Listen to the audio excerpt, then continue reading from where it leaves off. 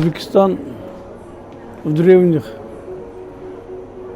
kniga истории O'zbekiston qadimiy tarix kitoblarida Bilodul Mournahr nomi bilan tilga olinadi. Bu yurt nafaqat islom olamida, balki butun dunyoda qadimiy sivilizatsiya markazlaridan biri sifatida mashhur. Uning xalqi esa ana shu buyuk merosi bilan haqli ravishda faxrlanadi. O'zbekiston prezidenti Shavkat Mirziyoyev tashabbusi bilan Islom sivilizatsiyasi markazi, Imom Buxoriy majmuasi kabi ulug'vor inshootlarning barpo etilishi haqiqatan ham hayratlanarli va quvonarli hodisadir. Imom Buxoriy hazratlarining payg'ambarimiz Muhammad sallallohu alayhi va sallam hadislarini jamlagan asar Qur'oni Karimdan keyingi eng ulug' kitoblardan biri sifatida e'tirof etiladi. Biroq bu faqatgina binolar emas. Men o'zim ham bu yerda 60-yillarda tahsil olganman. Bugun esa o'sha yillarda birga o'qigan sinfdoshlarimning buyuk ma'rifatparvar Ziyovuddinxon Boboxon hazratlari yo'lini munosib davom ettirib, yangi O'zbekistonning yangi yuksalishiga munosib hissa qo'shayotganini ko'rib beqiyos mamnunman. Sivilizatsiya xalq yaratadigan buyuk qadriyatdir. Zero inson Alloh taoloning yer yuzidagi xalifasidir. Bu har bir insonga ham, har bir xalqqa ham taalluqlidir. Islom sivilizatsiyasi markazining ushbu birinchi xalqaro forumi ham bugungi kunning eng muhim va dolzarb mavzulariga bag'ishlangan. O'zbekiston prezidenti Shavkat Mirziyoyev ta'kidlaganidek, bu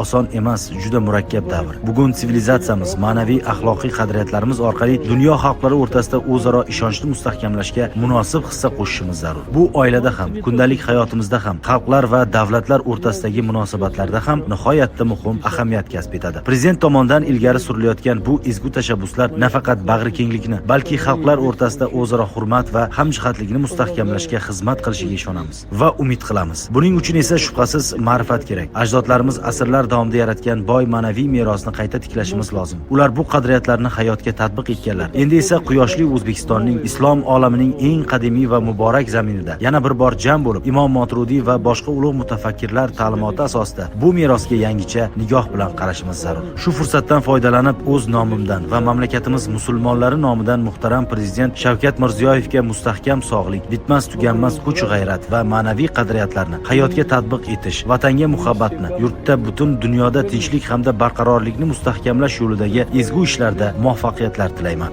Основ духовных ценностей любви к отчизне, к миру и стабильности во всем мире.